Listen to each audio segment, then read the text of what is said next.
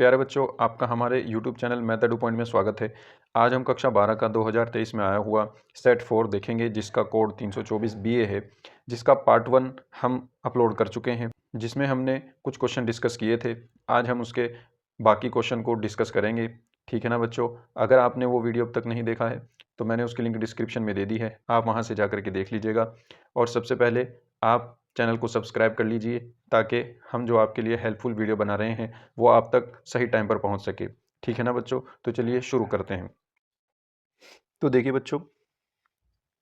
बच्चों, fourth question, सभी खंड कीजिए, है ना। इसमें आपको सभी क्वेश्चन करने हैं और हर क्वेश्चन 2 नंबर का है। ठीक है, तो देखिए बच्चों, पहला क्वेश्चन क्या कहता है ये कि बिंदुओं इतने और इतने से होकर जाने वाली रेखा का सदिश समीकरण ज्ञात कीजिए। आपको इसका सदिश समीकरण निकालना है। तो ठीक है बच्चों, तो देखिए आपको क्या करना पड़ेगा, आपको इन बिंदुओं के पहले स्थिति सदिश ज्ञात करने पड़ेंगे। ठीक है ना, तो हम क्या कहेंगे, देखिए ये फोर्थ का क्या क्वेश्चन, हम कहेंगे माना बिंदु -1 0 2 का स्थिति सदिश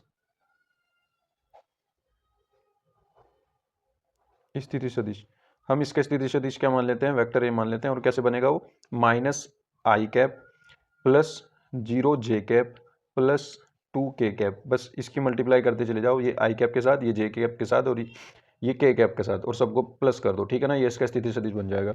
ठीक है, अब चलते हैं। और ये कहा है दूसरा पॉइंट, इसने इसका बिंदु 3 4 6 का, बिंदु 3 4 6 का स्थिति सदिश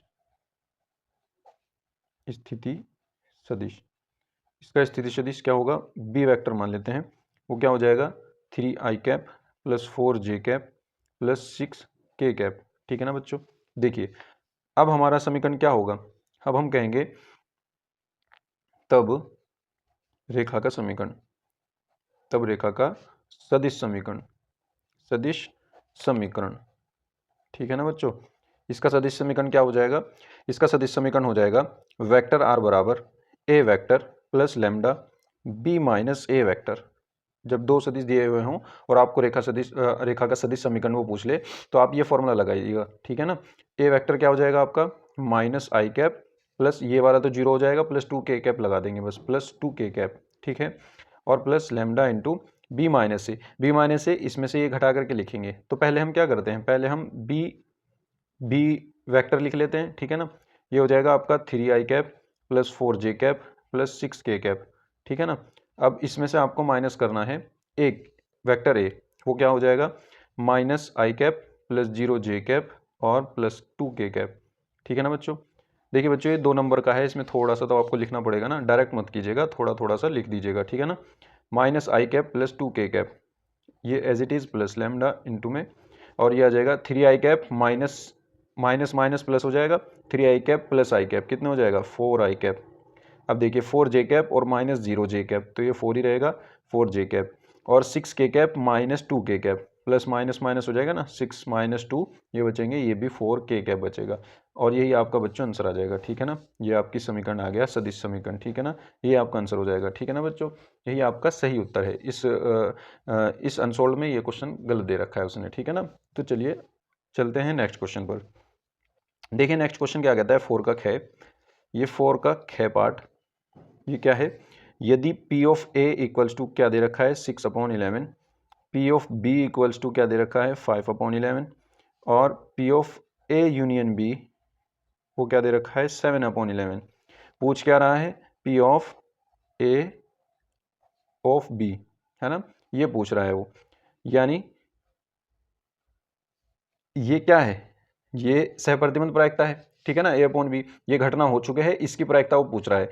तो इसका फॉर्मूला क्या है, वी नो दैट हम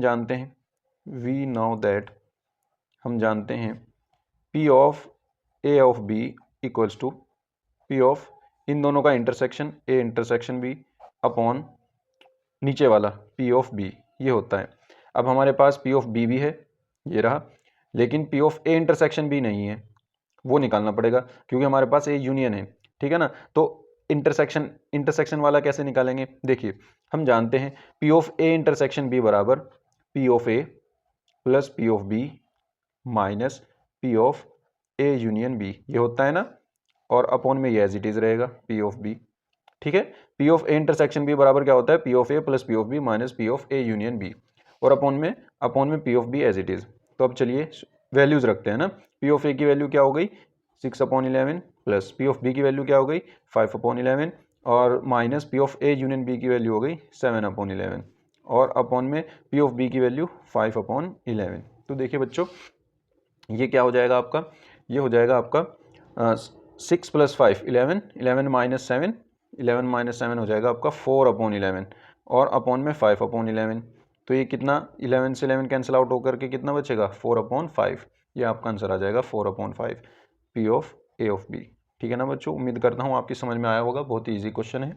तो चलते हैं अगले क्वेश्चन की तरफ। तो देखिए बच्चों गया क्वेश्चन आपके सिलेबस में नहीं है, ना ही गया क्वेश्चन है। तो चलते हैं पांचवें क्वेश्चन पर चलते हैं।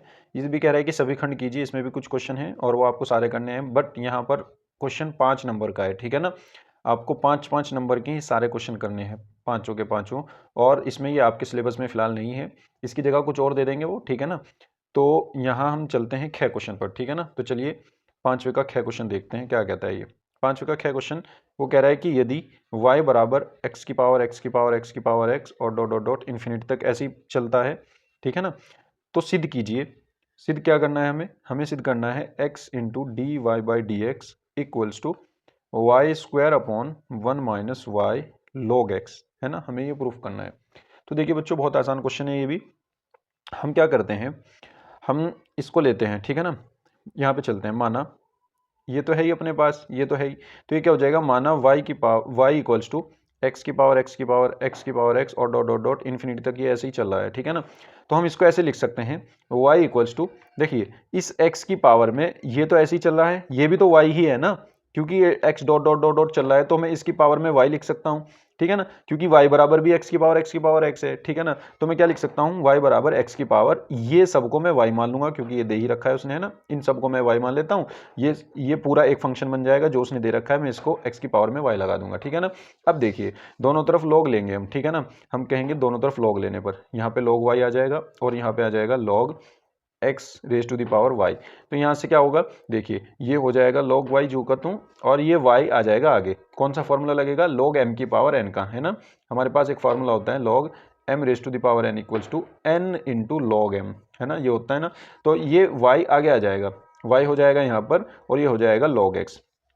ठीक है ना बच्चों, तो अब ये क्या हो जाएगा आपके पास, ऐसा दिखेगा कुछ। ठीक है ना, अब यहाँ से हम इसका डिफ्रेंशिएशन करेंगे, यहाँ से हम इसका डिफ्रेंशिएशन करेंगे और लिखेंगे dwr2x। ठीक है ना, तो क्या हो जाएगा, ये हो जाएगा आपका 1/y, log y का हो जाएगा 1/y, और चूंकि हम x की रिस्पेक्ट में कर रहे हैं इसलिए y का दोबारा करेंगे तो dy/dx आ जाएगा। ठीक है, इक्वल्स टू, ये दो फंक्शन है, एक y है एक log x है, तो आप यहाँ पे प्रोडक्ट वाला फॉर्मूला लगाएंगे, है ना, गुणनफल वाला, गुना वाला। तो क्या होगा, first function as it is, second function का डिफरेंशिएशन यानी 1/x plus second function as it is log x, और y का करेंगे तो क्या आ जाएगा dy/dx। ठीक है ना बच्चों, अब देखिए dy/dx वाली टर्म एक साइड कर लीजिए, बराबर के एक साइड कर लीजिए, या तो इधर कर लीजिए या इधर कर लीजिए, तो हम इसको इधर ले जाएंगे। ठीक है ना, यह आएगा 1/y dy/dx minus log x dy/dx, यहाँ पे log x, ये आ जाएगा dy/dx इक्वल्स टू, यहाँ पे बचेगा आपका y/x। ठीक है ना, अब देखिए यहाँ से dy/dx कॉमन ले लेंगे तो ये बचेगा 1/y माइनस log x, और ये आ जाएगा आपका dy/dx कॉमन। ठीक है ना, dy/dx कॉमन आ जाएगा और ये बचेगा y/x। अब देखिए यहाँ से dy/dx यहीं पे छोड़ दीजिए, इसको ले जाइए इधर। अब देखिए पहले यहीं पे एलसीएम ले लेते हैं इसका, है ना, ये हो जाएगा 1 minus y log x, upon में हो जाएगा y और इंटू में आ जाएगा dy/dx और इक्वल्स टू हो जाएगा y/x। यहाँ से हम क्या करेंगे, जो ये डिवाइड में है ये मल्टीप्लाई में चला जाएगा ऊपर, और जो ये ऊपर मल्टीप्लाई में है ये डिवाइड में आ जाएगा। ठीक है ना, यहाँ से हो जाएगा dy/dx, इस x को हम ले आएंगे इधर मल्टीप्लाई में, तो ये x आ गया यहाँ पर, ये आ गया नीचे अब, और ये चला गया y पर, तो ये हो जाएगा y into y y square upon ये आ जाएगा पूरा नीचे 1 माइनस वाई log x, ये log x हो जाएगा y log x। ठीक है ना बच्चों, और यही हमको क्या करना था, प्रूफ करना था, और ये हमारा आ गया। ठीक है, हम यहाँ पे लिख देंगे प्रूफ इति सिद्धम। ठीक है ना, ये हमारा प्रूफ हो गया बच्चों, आसान क्वेश्चन था, उम्मीद करता हूँ आपकी समझ में आया होगा। तो चलते हैं नेक्स्ट क्वेश्चन पर। तो देखिए बच्चों नेक्स्ट क्वेश्चन क्या कहता है, गया क्वेश्चन, ये आपका मान ज्ञात कीजिए कह रहा है इस समाकलन का, x upon x minus one into में x माइनस टू और x माइनस थ्री और dx। देखिए बच्चों हम इसको मान लेंगे, ठीक है ना, हम इसको मानेंगे x upon x minus one multiply में x माइनस टू मल्टीप्लाई में x माइनस थ्री। इसको हम क्या मान लेंगे, इसको अलग अलग दे देंगे ना, a अपॉन ये factor x minus one plus b upon दूसरा factor x minus two plus c upon तीसरा फैक्टर x माइनस थ्री, ठीक है ना। अब देखिए यहाँ से क्या हो जाएगा, जब हम इनका एलसीएम ले लेंगे तो यहाँ से ये तो एज इट इज़ रहेगा x into x minus one x minus two x minus three, और यहाँ पे क्या हो जाएगा a इंटू, देखिए जब हम एलसीएम लेंगे यहाँ से तो एलसीएम आ जाएगा x minus one x minus two x minus three, है ना। अब x माइनस वन से x minus one cancel out, यानी इन दोनों की मल्टीप्लाई हो जाएगी a में, तो x minus two x minus three, ठीक है ना। इसको छोड़ दो, बाकी जो दो बचे इनकी मल्टीप्लाई हो जाएगी b में, plus b into x minus one x minus three plus c into, ये छोड़ दो, इन दो की मल्टीप्लाई हो जाएगी सी में, यानी एक्स माइनस वन और एक्स माइनस टू, ठीक है ना बच्चों। अब देखिए नीचे वाला ये पूरा पूरा हट जाएगा, कैंसिल हो जाएगा, बचेगा क्या, x equals to a into x minus two x minus three plus b into x minus one x minus three plus c into x minus one x minus two. अब बच्चों यहाँ पर अगर आपके पास ऐसे ही फैक्टर हैं जो आसानी से जीरो हो जाएंगे, देखिए जैसे मैं यहाँ पे x इक्वल्स टू अगर टू रख दूँ तो ये वाला फैक्टर जीरो हो गया, और इसके मल्टीप्लाई में जो ये रखे हैं ये भी सारे जीरो हो जाएंगे, क्योंकि जीरो गुना जीरो, जीरो में अगर कुछ भी गुना करोगे वो सारा जीरो हो जाएगा, और एक ये वाला फैक्टर जीरो हो जाएगा, ठीक है ना। तो अगर ऐसे इजीली हो रहे हैं तो आप बस वैल्यू रखिए और निकालिए। जैसे x की वैल्यू में क्या पुट करता हूँ, सबसे पहले वन पुट कर देता हूँ, ठीक है ना। जब मैं x की वैल्यू वन पुट कर देता हूँ तो यहाँ पे वन आएगा इक्वल्स टू, ये a इंटू में क्या आएगा, वन माइनस टू यानी माइनस वन, और वन माइनस थ्री यानी माइनस टू, प्लस ये वाला जब यहाँ वन माइनस वन करूंगा ये जीरो हो जाएगा, सारा जीरो, यहाँ पे वन रखूंगा तो ये वन माइनस वन ये जीरो हो गया, तो ये सारा जीरो, क्योंकि ये मल्टीप्लाई में है सारे जीरो के, तो ये सारा ये भी जीरो ये भी जीरो, तो ये सब जीरो हो गए दोनों, ठीक है ना। तो यहाँ से क्या आएगा, दो एकम दो प्लस के दो आएगा और दो अपॉन में चला जाएगा, तो a की वैल्यू कितनी आएगी, वन अपॉन टू। यहाँ से आपकी a की वैल्यू फाइंड हो गई, ठीक है ना। अब देखिए अब x की वैल्यू टू रख लीजिए, पुट x की वैल्यू टू, है ना, x बराबर दो, तो x बराबर जब दो पुट करेंगे तो इधर भी दो पुट करेंगे लेफ्ट हैंड साइड में, और राइट हैंड साइड में जब पुट करेंगे तो ये वाला फैक्टर इसको जीरो कर देगा सबको, तो यानी ये तो जीरो हो गया पहला फैक्टर, प्लस अब इसमें जब हम यहाँ पे रखेंगे b इंटू दो रखेंगे तो दो में से एक गया एक बचेगा, फिर यहाँ दो रखेंगे दो में से तीन गया माइनस एक बचेगा, और यहाँ पे दो रखेंगे तो ये सारा जीरो हो जाएगा, दो माइनस दो जीरो, और ये सबको जीरो कर देगा, ठीक है ना, ये सारा जीरो हो गया। तो यहाँ से माइनस वन आएगा यानी माइनस बी आ जाएगा, तो b की वैल्यू कितनी आ जाएगी, माइनस इधर भेज दीजिए, ये हो जाएगा b equals to minus two. अब लास्ट वैल्यू बची तो आप लास्ट पुट कर दीजिए, put x equals to minus x equals to three, क्योंकि इसमें एक फैक्टर x माइनस थ्री भी है, ठीक है ना। जब हम x equals to three put करेंगे तो लेफ्ट हैंड साइड में भी तीन आ जाएगा, और यहाँ पर ये तीन माइनस तीन ये सारा जीरो हो जाएगा, तीन माइनस तीन ये भी सारा जीरो हो जाएगा, ये बचेगा, तो c इंटू में ये आ जाएगा थ्री माइनस वन टू आ जाएगा, और थ्री माइनस टू वन आ जाएगा। तो यहाँ से अगर मैं c की वैल्यू फाइंड करूँ तो c बराबर क्या आ जाएगा, ये टू वन जा टू और टू अपॉन में चला जाएगा थ्री अपॉन टू हो जाएगा, यानी तीन बटे दो, c की वैल्यू तीन बटे दो आ गई, ठीक है ना बच्चों। अब ये a b c इन तीनों की वैल्यू यहाँ पर रखकर जो समीकरण नंबर एक है, इस समीकरण नंबर एक में रखकर इस समीकरण का समाकलन कर दीजिए x के सापेक्ष, ठीक है ना। तो इधर जब लेफ्ट हैंड साइड का समाकलन करेंगे तो ये पूरा यही आ जाएगा, और जब इधर का समाकलन करेंगे तो हमारा इजीली वो समाकलन हो जाएगा, ठीक है ना। तो अब चलते हैं, हम लिखेंगे a b c का मान समीकरण एक में रखकर समाकलन करने पर। तो देखिए बच्चों जब हम समाकलन कर देंगे तो इस साइड का भी समाकलन हो जाएगा x upon x minus one x minus two x minus three, ये तो बन गया हमारा क्वेश्चन, है ना, जो क्वेश्चन था। और जो लेफ्ट हैंड साइड में हमारा रखा हुआ था, हम क्या करेंगे, a की वैल्यू रखेंगे, a की वैल्यू कितनी थी, a की वैल्यू थी आपकी वन अपॉन टू, है ना। तो बच्चों हम a की वैल्यू यहाँ पे रख देंगे, ये आ जाएगा one upon two upon x minus one, और dx आ जाएगा, प्लस लगाएंगे, फिर यहाँ पे b की वैल्यू रखेंगे, b की वैल्यू कितनी थी minus two upon x minus to dx आ जाएगा, फिर प्लस तीसरे फैक्टर में हम वैल्यू रखेंगे c की, वो आ जाएगा थ्री अपॉन टू और ये आ जाएगा एक्स माइनस थ्री dx, ठीक है ना बच्चों।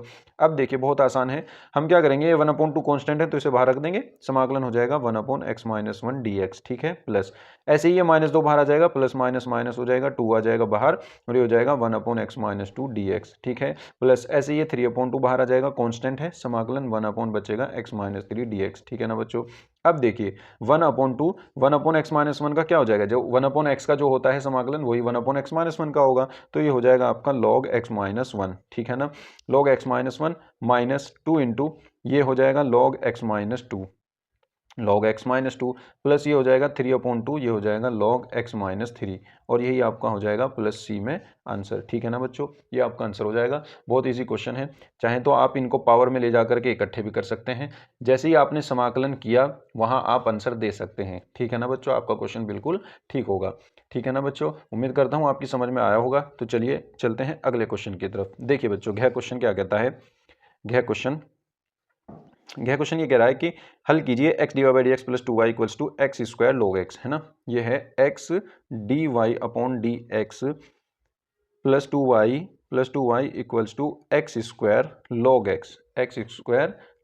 x। देखिए बच्चों, यहाँ से क्या होगा, dy बाई डी एक्स हम इस x से डिवाइड कर देंगे, पूरी इक्वेशन को x से डिवाइड कर देंगे, तो जब इसके अपोन में आएगा ये x कट जाएगा, प्लस इसके अपोन में आएगा तो हो जाएगा 2/x into y plus equals to इसके अपोन में आएगा तो एक x कट जाएगा, ये बचेगा x log x। तो देखिए बच्चों, अब क्या हो जाएगा, ये वो वाली फॉर्म बन गई ना, dy by d x plus p y equals to q से तुलना करने पर ये वाली फॉर्म बन गई, तो इससे तुलना कर दी, है ना। तुलना कर दी तो क्या हो जाएगा, तुलना करने पर यहाँ से आपकी p की वैल्यू निकल कर आएगी। p की वैल्यू क्या है, p की वैल्यू है आपकी 2/x, ये वाली जो y के इनटू में है वो p की वैल्यू है, और जो बराबर के इधर रखी है ये सारी q की वैल्यू है, तो q की वैल्यू क्या आ जाएगी, x log x, है ना। q की वैल्यू क्या आ जाएगी, x log x। ठीक है, तो अब सबसे पहले हम क्या निकालेंगे, सबसे पहले हम निकालेंगे इंटीग्रेटिंग फैक्टर यानी समाकलन गुणांक। समाकलन गुणांक क्या होता है, e की पावर में समाकलन p dx होता है ना, p dx। तो ये क्या हो जाएगा, e की पावर में समाकलन, ये आ जाएगा p की वैल्यू है 2/x और ये आ जाएगा आपका, सॉरी ये आ जाएगा आपका dx। तो ये क्या हो जाएगा, e की पावर 2 बाहर, 1/x का समाकलन हो जाएगा log x और इक्वल्स टू ये 2 जो है एक्स स्क्वायर में चला जाएगा, तो यहाँ से क्या आ जाएगा, e की पावर log एक्स स्क्वायर, है ना, ऐसे हो जाएगा। log m की पावर n आगे आती है तो n पावर में भी चली जाती है, हम ऊपर भेज दी। अब जब भी e की पावर में ये log आ जाए यहाँ पे सीधा e की पावर log, ऐसे हो e की पावर log, इसके आगे कुछ ना होना चाहिए, जैसे ये 2 था ऐसा ना हो, बस e की पावर log, तो इसको आप हटा करके सिर्फ ये जो पावर में था, ये जो log के सामने था, ये सिंपल लिख दीजिए एक्स स्क्वायर। ठीक है ना, यानी आपका इंडिकेटिंग फैक्टर एक्स स्क्वायर आ गया अब। ठीक है, अब आगे चलते हैं। अब जो हमारा समीकरण का हल है वो क्या है, तब समीकरण का हल, जो उसने कहा कि समीकरण हल कीजिए, समीकरण का हल क्या होगा, ये होगा y इंटू आई एफ यानी इंटीग्रेटिंग फैक्टर इक्वल्स टू समाकलन q into I F into D x और प्लस c। अब यहाँ पर सारी वैल्यूज रख दीजिए। देखिए y इंटू इंटीग्रेटिंग फैक्टर क्या है हमारा, एक्स स्क्वायर रख दिया, इक्वल्स टू समाकलन q की वैल्यू क्या है हमारे पास, x log x और मल्टीप्लाई में आई एफ कितना है, आई एफ है हमारा x square d x plus c. तो ये क्या हो जाएगा अपने पास, y x square equals to समाकलन x cube log x d x plus c. ठीक है ना बच्चों, अब चलते हैं आगे, y x square equals to, देखिए इसको हमें समाकलन करना पड़ेगा और हमें इसमें खंड समाकलन लगाना पड़ेगा ना, मल्टीप्लाई वाला, क्योंकि यहाँ पे 2 फंक्शन है और उसको आईलेट के हिसाब से मानना पड़ेगा। आईलेट में लोगरिथमिक पहले आता है, अलजेब्रिक बाद में आता है, तो आप इसको फर्स्ट मानिएगा, इसको सेकंड मानिएगा। ठीक है ना, किसके हिसाब से, आईलेट के हिसाब से, eyelet inverse trigonometric function, logarithmic function, algebraic function, trigonometric और एक्सपोनेंशियल, है ना। तो लोगरिथमिक फंक्शन ये वाला है और अलजेब्रिक ये वाला है। ठीक है, तो हम पहले इसको मानते हैं, क्योंकि यहाँ पे ये पहला, दूसरा, तीसरा, चौथा ऐसे करके मानते हैं। ठीक है ना, ऊपर से ये ऑर्डर है इसका, जो पहले होगा उसको पहला मानेंगे, तो log x को पहला मानेंगे, तो log x। अब खंड समाकलन का फॉर्मूला क्या है, पहला फंक्शन एज इट इज, दूसरे फंक्शन का इंटीग्रेशन करेंगे यानी x4/4 आ जाएगा, फिर माइनस समाकलन लगाएंगे, पहले फंक्शन का डिफरेंशिएशन करेंगे, log x का डिफरेंशिएशन होता है 1/x, फिर सेकंड फंक्शन का इंटीग्रेशन करेंगे, वो होता है x4/4 एक्स क्यूब का, इंटू में dx लगा देंगे और प्लस c कर देंगे। ठीक है ना, ये अलग है। यहाँ से क्या होगा, y x square equals to, ये हो जाएगा आपका x की पावर 4/4 log x माइनस ये एक x से एक x कट जाएगा, x क्यूब बचेगा, 1/4 तो बाहर आ गया, 1/4। अब यहाँ पे जो x क्यूब बचेगा, क्योंकि एक x से हम ये पावर माइनस करेंगे तो ये 3 आ जाएगा, ये ऐसा आ जाएगा समाकलन x क्यूब डी एक्स प्लस सी। ठीक है ना बच्चों। अब देखिए आगे क्या होगा, y x square plus x equals to x4/4, ये हो जाएगा आपका log x माइनस 1/4, इसका हो जाएगा आपका x4/4, है ना। x की पावर n वाला फॉर्मूला लगेगा, x की पावर n+1/n+1, तो x की पावर 3+1/3+1, तो ये x की पावर 4/4 हो जाएगा प्लस c हो जाएगा। अब ये एक्स स्क्वायर है, इससे डिवाइड कर दो, इसको इधर पहुंचा दो पूरे में डिवाइड कर दो, तो ये क्या हो जाएगा y इक्वल्स टू, जब एक्स स्क्वायर से इसको डिवाइड करेंगे तो यहाँ पे एक्स स्क्वायर बचेगा, अपोन में 4 आ जाएगा, log x आ जाएगा, और माइनस ये हो जाएगा 1/4 × 4 = 16, और x की पावर 4 के अपोन में जब एक्स स्क्वायर आएगा तो ये बचेगा एक्स स्क्वायर प्लस c के अपोन में भी एक्स स्क्वायर आएगा तो ये हो जाएगा c/x²। ठीक है ना बच्चों। यहाँ से क्या होगा देखिए, जब हम क्या करेंगे y इक्वल्स टू, यहाँ पे हम क्या करेंगे देखिए, यहाँ पे हम करेंगे y इक्वल्स टू, यहाँ से हम कॉमन ले लेंगे, क्या कॉमन लेंगे, x² / 16 कॉमन ले लेंगे। ठीक है ना। अब जब हम 16 कॉमन लेंगे तो 4 तो आ जाएगा बाहर, लेकिन 4 तो नहीं था यहाँ पे, क्योंकि 4 × 4 होगा ना 16, तो 4 × 4, तो हम क्या करेंगे 4 से मल्टीप्लाई कर देंगे, यहाँ 4 log x लिख देंगे इसको। ठीक है ना। जब आप इसकी मल्टीप्लाई करोगे, एक 4 काट देगा, एक 4 बच जाएगा, माइनस 1/16 x², ये तो पूरा बाहर चला गया, तो यहाँ पे बचेगा -1, और प्लस ये हो जाएगा c x की पावर -2 ऊपर जा करके। ठीक है ना बच्चों, ये आ गया आपका आंसर। ठीक है, बहुत ही आसान क्वेश्चन था बच्चों, उम्मीद करता हूँ आपकी समझ में आया होगा। तो चलते हैं अगले क्वेश्चन की तरफ। तो देखिए बच्चों, डे क्वेश्चन क्या कहता है, 5वें का डे 5 का, वैसे तो ये अणे होता है लेकिन हम इसको डे ही पढ़ लेंगे। वो कह रहा है कि उस समांतर चतुर्भुज का क्षेत्रफल ज्ञात कीजिए जिसकी संलग्न भुजाएं सदिशों ए और बी द्वारा निरूपित हैं। ठीक है ना। मान लीजिए आपके पास कोई समांतर चतुर्भुज है, मान लीजिए ऐसा है वो समांतर चतुर्भुज जिसकी दो भुजाएं समांतर हैं ऐसे करके आमने सामने की, तो संलग्न भुजाएं ये हैं जो एक साथ जुड़ी हुई हैं। ठीक है ना। मान लीजिए एक ये है और एक ये है जो एक दूसरे से जुड़ी हुई है, तो ये मान लीजिए ये ए वेक्टर है, मान लीजिए ये बी वेक्टर है। ठीक है ना। तो इसका ये क्या पूछ रहा है, इसका क्षेत्रफल पूछ रहा है।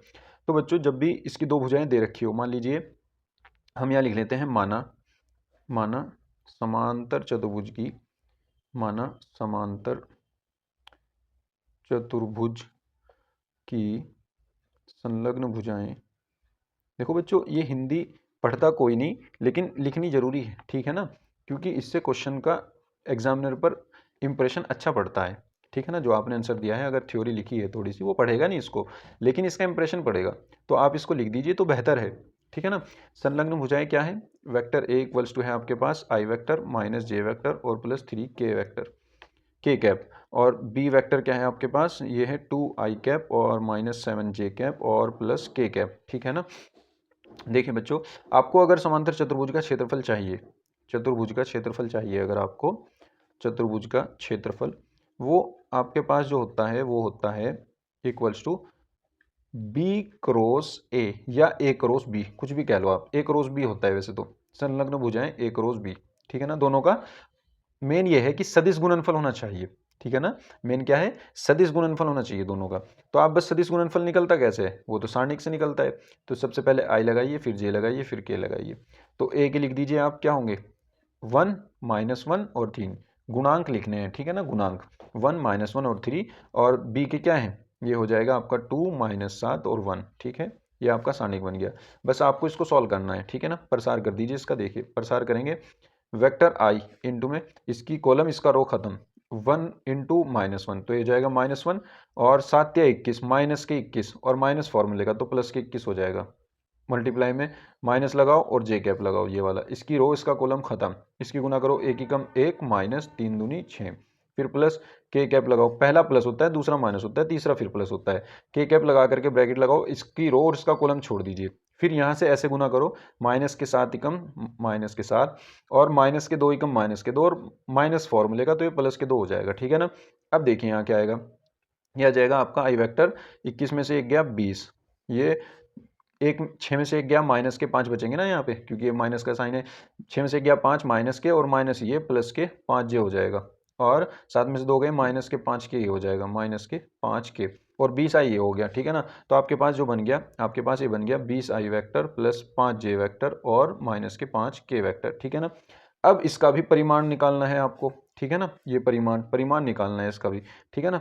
तो जब आप इसका परिमाण निकालोगे तो वो क्या आएगा, अंडर रूट जो आई का मल्टीपल है उसका स्क्वायर कर दो, बी का स्क्वायर, प्लस फिर जे के मल्टीपल का स्क्वायर कर दो, 5 का स्क्वायर, फिर प्लस इसके मल्टीपल का स्क्वायर कर दो, माइनस के 5 का स्क्वायर, तो ये क्या आ जाएगा आपका, ये आ जाएगा आपका 400 प्लस 25 प्लस 25, तो ये कितना हो जाएगा आपका, ये हो जाएगा आपका √425। √425 को जब आप सॉल्व करोगे तो देखिए क्या आएगा, 425 को कैसे सॉल्व करेंगे, 5 अट्ठे 40, 2 इधर, 5 पंजे 25, ठीक है ना, 5 से हमने इसको डिवाइड कर दिया, सॉरी ये 450 हो जाएगा बच्चों, 450, तो हम 450 को सॉल्व करेंगे, 450 को, तो 5 निम 45 और 0 की 0, 5 निम 45, 0 की 0, फिर 5 से करेंगे, ये आ जाएगा 5 एकम 5, 4 बचे, 4 इधर, 5 अट्ठे 40, ठीक है ना।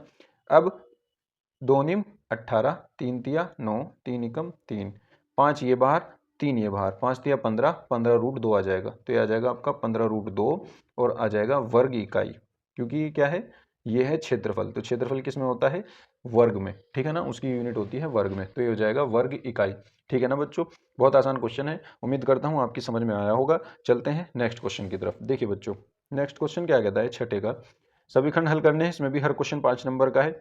देखिए, हवा के एक बुलबुले की त्रिज्या 1/2 सेंटीमीटर पर सेकंड की दर से बढ़ रही है ना, तो बुलबुले का आयतन किस दर से बढ़ रहा है जबकि त्रिज्या 1 सेंटीमीटर है। तो बच्चों हमें इसमें मानना पड़ेगा, माना जो बुलबुला है वो एक गोले की तरह है, गोले की तरह, तो हमें गोले की त्रिज्या माननी पड़ेगी, है ना, तो हम क्या करेंगे, माना बुलबुले की त्रिज्या, बुलबुले या इसको हम गोला कह सकते हैं, है ना, गोले की त्रिज्या r तथा आयतन v है, हम उसको v मानकर चलेंगे, उसका आयतन, ठीक है ना। तो गोले की त्रिज्या हमने r मान ली। अब देखिए उसने कहा कि उसकी बुलबुले की जो त्रिज्या है वो 1/2 सेंटीमीटर पर सेकंड, यहाँ से आप पता लगा सकते हैं कि इसने एक्चुअली में दे क्या रखा है, सेंटीमीटर पर सेकंड है, इसका मतलब उसने दर दे रखी है ये, ठीक है ना। तो इस त्रिज्या की दर लिख दीजिए आप बस, dr/dt, क्योंकि नीचे क्या है, सेकंड है तो टाइम होगा, तो इसलिए dr/dt उसने दे रखा है 1/2 सेंटीमीटर पर सेकंड, ठीक है ना बच्चों। अब हमें क्या देखना है, अब वो कह रहा है कि बुलबुले की आयतन किस दर से बढ़ रहा है वो बताना है, यानी हमें क्या बताना है, dv/dt हमें बताना है, और उसने दिया है कि जबकि त्रिज्या r 1 सेंटीमीटर हो, यानी r बराबर 1 सेंटीमीटर पर हमें ये देखना है, ठीक है ना, r बराबर 1 सेंटीमीटर पर। तो देखिए हम जानते हैं, यहाँ पे लिखेंगे हम वी नो दैट, हम जानते हैं गोले का आयतन, गोले का आयतन क्या होता है, गोले का आयतन v बराबर 4/3 पाई आर क्यूब, ये आपका गोले का आयतन होता है। तो हम क्या करेंगे, इसका डिफरेंशिएशन करेंगे, differentiation with respect to t, तो यहाँ से क्या हो जाएगा, ये हो जाएगा आपका dv/dt इक्वल्स टू 4/3 पाई। अब इस r क्यूब का करेंगे पहले तो क्या आ जाएगा, 3r², लेकिन r की रिस्पेक्ट में नहीं कर रहे, हम कर रहे हैं t की रिस्पेक्ट में, तो r का दोबारा होगा, तो dr/dt, ठीक है ना। अब देखिए 3 से 3 कैंसिल आउट हो जाएगा, यहाँ से हमारे पास बचेगा 4πr² इंटू dr/dt। अब अगर मैं dv/dt किस पर निकालूं, dv/dt r बराबर 1 सेंटीमीटर पर निकालूं, तो क्या होगा, r की वैल्यू में 1 रख दूंगा, तो यह आ जाएगा आपके पास 4π इंटू 1 का स्क्वायर इंटू dr/dt की वैल्यू क्या थी, dr/dt की वैल्यू थी 1/2, तो ये रख दी 1/2। चूंकि त्रिज्या ये बढ़ रही थी इसलिए हमने पॉजिटिव ली थी, अगर घट रही होती तो हम माइनस में लेते। और अब अगर हमारा ये आयतन जो है यहाँ पर, ये दर जो है आयतन की, ये प्लस में आई तो ये बढ़ रहा होगा, और अगर ये माइनस में आई तो ये घट रहा होगा, ठीक है ना। अब देखिए हमारे पास ये क्या आया, 2 से 4 कट जाएगा, 2 आ जाएगा, तो आ जाएगा आपके पास 2π, और ये हो जाएगा क्योंकि सेंटीमीटर में दे रखा था तो ये हो जाएगा सेंटीमीटर क्यूब, ठीक है ना। तो आपका dv/dt क्या आ जाएगा बच्चों, देखिए ये आपका आ जाएगा dv/dt at r equals to 1 equals to आ जाएगा आपका 2π सेंटीमीटर क्यूब, ठीक है ना। यह आपका हो जाएगा आंसर, यानी वो आपके सॉरी सेंटीमीटर क्यूब नहीं, सेंटीमीटर पर सेकंड, क्योंकि ये तो दर है ना, तो सेंटीमीटर पर सेकंड आ जाएगी, सेंटीमीटर पर सेकंड, यानी आपकी जो आयतन है बुलबुले का वो 2π सेंटीमीटर पर सेकंड की दर से बढ़ रहा है, क्योंकि ये प्लस में आया है। उम्मीद करता हूँ आपको ये क्वेश्चन समझ में आया होगा। तो चलते हैं नेक्स्ट क्वेश्चन की तरफ। तो देखिए बच्चों, नेक्स्ट क्वेश्चन क्या कहता है, ख क्वेश्चन, छठे का ख क्वेश्चन, समाकलन है, मान ज्ञात करना है हमें, है ना। तो देखिए ये 5x + 3 अपॉन अंडर रूट क्या है, x² + 4x + 10।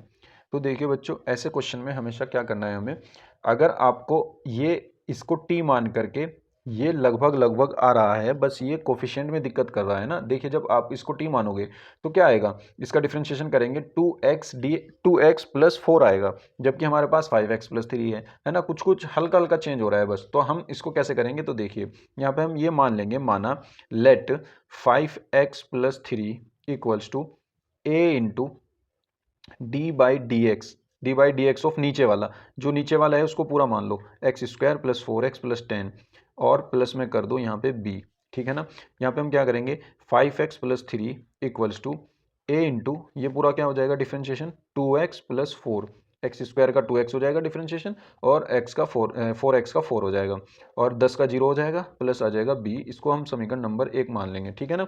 अब देखिए यहाँ से हमें कॉन्स्टेंट वैसे निकालने हैं, a और b का मान निकालना है। तो ये हो जाएगा 5x प्लस 3 इक्वल्स टू, यहाँ से जिस तरीके से ये है ना x इंटू में एक कुछ है यहाँ पर कॉन्स्टेंट है, ऐसे ही हम यहाँ पे बना लेंगे x की एक टर्म जिसके इंटू में कुछ होगा।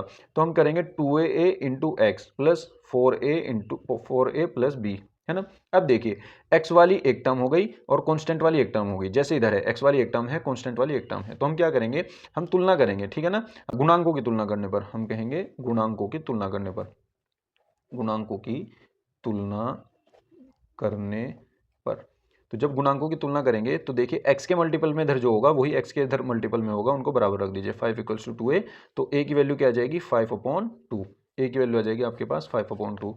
ऐसे ही कांस्टेंट वाली टर्म रख दीजिए, 4a plus b, constant term constant के इक्वल होगी, तो इक्वल्स टू 3 आ जाएगा। a की वैल्यू रख देंगे 4 इंटू में 5/2 प्लस b इक्वल्स टू 3। यहाँ से इसको मल्टीप्लाई करेंगे, 2 2 4, 5 2 10, 10 उधर जाएगा तो b इक्वल्स टू क्या आ जाएगा, 3 माइनस 10, ये आ जाएगा माइनस के 7। तो b की वैल्यू क्या आ जाएगी बच्चों, माइनस के 7 आ जाएगी। a की वैल्यू आ गई, b की वैल्यू आ गई, उठा करके 1 में रख दीजिए, और ये 1 की वैल्यू उठा करके जो आपका समाकलन है उसमें रख दीजिए। ठीक है ना। अब हम क्या करेंगे, अब हम इस समाकलन पर चलते हैं। देखिए समाकलन, अब ये क्या हो जाएगा, 5x plus 3 upon under root x square plus 4x plus 10, यही था हमारा। अब देखिए 5x प्लस 3 को हमने ये माना था, इसको हम ये लिख सकते हैं। ठीक है ना। तो हम ये लिखेंगे, 5x प्लस 3 को हम ये लिखेंगे, और इसमें भी a और b का मान ये रखने के बाद, ठीक है ना, हम लिखेंगे, हम समाकलन 5x प्लस 3 की जगह ये लिखेंगे पूरा, a की वैल्यू रख दी 5/2, और ये पूरा लिख दो 2x प्लस 4 और प्लस b की वैल्यू कितनी है, -7, b की वैल्यू -7 रख दी, और अपॉन में जू का तू जितना हमारा ये वाला है, जू का तू यही लिख देंगे, क्या है, x square plus 4x plus 10, और ये आ जाएगा dx। ठीक है ना बच्चों। अब देखिए एक बार इस टर्म के अपॉन में आ जाएगा ये, एक बार इस टर्म के अपॉन में आ जाएगा। तो जब हम इस टर्म के अपॉन में रखेंगे 5/2 के, 5/2 और इसके अपॉन में रखेंगे 5/2 कॉन्स्टेंट, इसको बाहर दे देंगे, ये बचेगा 2x plus 4 upon under root x square plus 4x plus 10। ठीक है, dx ये तो हो गया अलग। और फिर जब इसके अपॉन में रखेंगे तो -7 कॉन्स्टेंट है, -7 को दे देंगे बाहर, यहाँ बचेगा 1 अपॉन अंडर रूट, ये बच जाएगा x square plus 4x plus 10 और dx। ठीक है ना बच्चों, ये समझ में आ गया इतना। अब देखिए आगे चलते हैं, हम क्या करेंगे, इसको टी मान लेंगे ना, x square plus 4x plus 10 को हम टी मान लेंगे। ठीक है ना। तो जब हम इसका डिफरेंशिएशन करेंगे ये हो जाएगा 2x प्लस 4 और पूरा dx आ जाएगा और dt आ जाएगा। ठीक है ना। तो अब हम इसकी जगह ये रखेंगे तो ये आ जाएगा आपका 5/2, और समाकलन ये हो जाएगा आपका dx dt, इस पूरे की जगह रख दोगे आप dt, रख देंगे dt, और अपॉन में आ जाएगा अंडर रूट टी। ठीक है ना। -7, इसको हम एज इट इज लिखते हैं अभी, 1 अपॉन अंडर रूट। देखिए इसको हम क्या करते हैं, इसको हम परफेक्ट स्क्वायर बना लेते हैं। ठीक है ना। एक्स स्क्वायर प्लस, क्योंकि इसका तो डिफरेंशिएशन डायरेक्ट, इंटीग्रेशन हम डायरेक्ट कर नहीं पाने के, है ना। तो हम क्या करेंगे, हम इसका परफेक्ट स्क्वायर बना लेते हैं। परफेक्ट स्क्वायर बनाने के लिए हम क्या करेंगे, ए स्क्वायर ये बन गया, ये 2a भी बन जाएगा 4x, तो उसके लिए हमें b स्क्वायर चाहिए, तो हम इसको 4 + 6 लिख देते हैं 10 को। ठीक है ना, परफेक्ट स्क्वायर बनाने के लिए, पूर्ण वर्ग बनाने के लिए। ठीक है ना। अब देखिए 5/2, और ये ध्यान रखिए 1/√t का डायरेक्ट याद कर लो, 2√t होता है। ठीक है ना। अब आप क्या करोगे, t की पावर 1/2 लिखोगे, फिर उसे ऊपर ले जाओगे, फिर उसका अलग से इंटीग्रेशन करोगे, इससे बढ़िया डायरेक्ट है 1/√t का होता है 2√t। ठीक है ना। तो हम इसको लिख देंगे डायरेक्ट 2√t, तो हम इसको लिख देंगे डायरेक्ट 2√t, है ना, और माइनस ये 7 आ जाएगा, और इसको हम परफेक्ट स्क्वायर बनाएंगे। इसको परफेक्ट स्क्वायर कैसे बनाएंगे, 1/√1/√a square plus b square plus 2ab। इस 4 को आप क्या लिख सकते हो, 2 का स्क्वायर, तो ये a square plus b square plus 2ab, तो ये क्या हो जाएगा, x प्लस 2 का होल स्क्वायर बन जाएगा, प्लस इस 6 को आप क्या लिख सकते हैं, √6 का होल स्क्वायर, तो ये हो जाएगा आपका √6 का होल स्क्वायर, ठीक है ना। तो ये आपका क्या हो गया 1/x² प्लस ए स्क्वायर, है ना, जो फॉर्मूला होता है आपका 1/√x² प्लस ए स्क्वायर, ठीक है। वो वाला फॉर्मूला हम यहाँ पे लगा देंगे। ये 2 से 2 कैंसिल आउट हो जाएगा, इसकी वैल्यू रख देंगे हम √t की वैल्यू रख देंगे। टी की वैल्यू क्या थी, ये थी पूरी, ये हो जाएगा x² प्लस 4x प्लस 10 -7 अब देखिए ये जो 1/√x² प्लस ए स्क्वायर का फॉर्मूला है, हम वो डायरेक्ट यहाँ पर वैल्यू रखते हैं। क्या है वो है आपका log x प्लस, यानी x हमारे पास है x plus 2, log x plus √x² plus a square होता है। तो आपके पास x² प्लस ए स्क्वायर यही तो है, और ये कहाँ से आया, यहाँ से आया, और ये कहाँ से आया, यहाँ से आया, यानी पूरा यही तो चल रहा था, इसी को तो बनाया था हमने। तो हम डायरेक्ट इसमें लिख सकते हैं x² प्लस 4x प्लस 10, ठीक है ना। और ये हो जाएगा आपका ब्रैकेट बंद और प्लस सी आ जाएगा, ठीक है। ये आपका पूरा समाकलन हो गया, ठीक है ना बच्चों। उम्मीद करता हूँ आपके क्वेश्चन समझ में आया होगा। तो चलते हैं अगले क्वेश्चन की तरफ। तो देखिए बच्चों, नेक्स्ट क्वेश्चन क्या कहता है, रेखाओं इतने तथा इतने के बीच की न्यूनतम दूरी ज्ञात कीजिए। तो बच्चों ये क्वेश्चन जो है सेम आपका 324 AY कोड में हमने कराया हुआ है, लेकिन हमने वहाँ पे थोड़ी सी मिस्टेक कर दी थी, इसलिए हम आपको आज ये सही से क्वेश्चन कराएंगे, ठीक है ना बच्चों। देखिए छठे का गया क्वेश्चन। अब देखिए इसने दिया है एक वेक्टर आपको सदिश रेखा का समीकरण दिया है, सदिश समीकरण 2i plus 2j plus -4k plus lambda 2i plus 3j और प्लस 6k। और यहाँ पे जब हम इसकी कंपेयरिंग करेंगे किससे, हम इसकी और एक और उसने समीकरण दी है, फिर बाद में कंपेयरिंग करेंगे। एक समीकरण उसने दी है 3i प्लस 3j और -5k plus mu 2i plus 3j और प्लस 6k, ठीक है ना, ये दिया है। इनकी कंपेयरिंग की तुलना किससे करने पर, r vector equals to a1 vector plus lambda b तथा r vector equals to a2 plus mu b, क्योंकि ये दोनों सेम है, ये दोनों इसमें सेम है, तो इसलिए हम ये दोनों b ही रख रहे हैं ना। से करने पर हम ये जब तुलना कर लेंगे तो हमारे पास क्या मिलेगा, हमारे पास a1 की वैल्यू आएगी ये वाली, ये a1 की वैल्यू है, तो i plus 2j minus 4k, और a2 की वैल्यू हमारे पास क्या होगी, ये नीचे वाली यहाँ तक 3i प्लस 3j और -5k। और ये जो होगी ये आपकी बी वेक्टर की जो होगी आपके पास ये वैल्यू होगी। तो बी वेक्टर की क्या वैल्यू होगी, 2i प्लस 3j और प्लस 6k, ठीक है ना। ये जब दो रेखा आपस में समांतर हो, जब समांतर होती हैं तो ये दोनों सेम हो जाते हैं। यहाँ पे ये b1 b2 ना हो करके b हो जाता है। देखिए अब चलते हैं आगे। अब इनके बीच की हमें दूरी निकालनी है। दूरी निकालने के लिए आपको a2 माइनस a1 की जरूरत पड़ेगी, तो इसलिए हम a2 माइनस a1 पहले ही फाइंड कर लेते हैं। 3i माइनस i ये बचा 2i, 3j माइनस 2j बचा 1j, और -5k minus minus plus 4k, यानी -5 प्लस 4 तो -1k आ जाएगा, ठीक है ना बच्चों।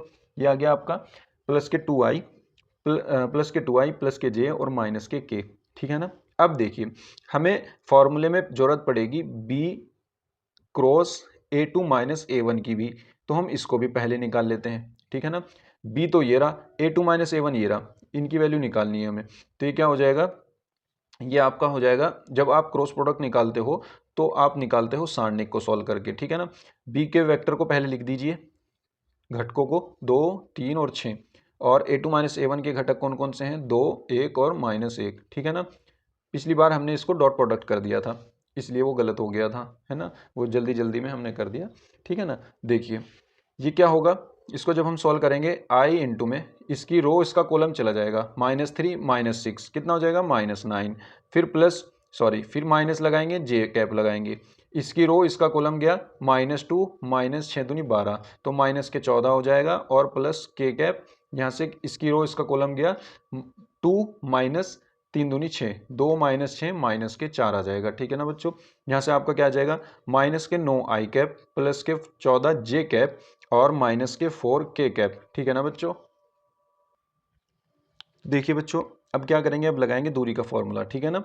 तो इनके बीच की जो न्यूनतम दूरी होगी वो क्या होगी, न्यूनतम दूरी अब न्यूनतम दूरी के लिए हमारे पास एक फॉर्मूला है, वो फॉर्मूला क्या कहता है, वो कहता है कि यहाँ पर आप रखो b cross a2 minus a1, b cross a2 minus a1 upon में जो b वेक्टर है उसका परिमाण रख दो, ठीक है ना, ये पूरा, और ये पूरा आपका मोड में होना चाहिए। तो देखिए बच्चों, हमने ये अलग से निकाल लिया है, इसका भी परिमाण रखना है हमें ऊपर। तो यहाँ पे हम रखेंगे -9 आई कैप प्लस 14 जे कैप माइनस 4 के कैप, इसका मोड यानी इसका परिमाण अपॉन बी का परिमाण।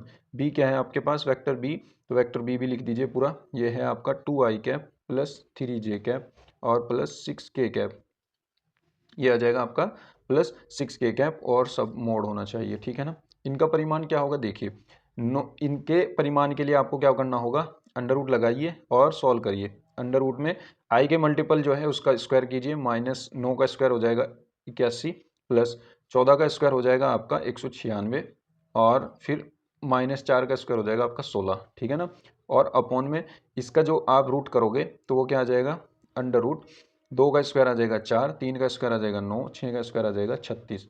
तो ओवरऑल आपका ये कितना हो जाएगा, ये हो जाएगा आपका 293 अपॉन ये हो जाएगा आपका 49 √49। तो ये ओवरऑल आपका क्या आ जाएगा, या न्यूनतम दूरी आपकी जो आ जाएगी वो आ जाएगी अंडर रूट 293/7 वर्ग इकाई, सॉरी इकाई, ये आ जाएगी आपकी इकाई, ठीक है ना, क्योंकि ये दूरी है।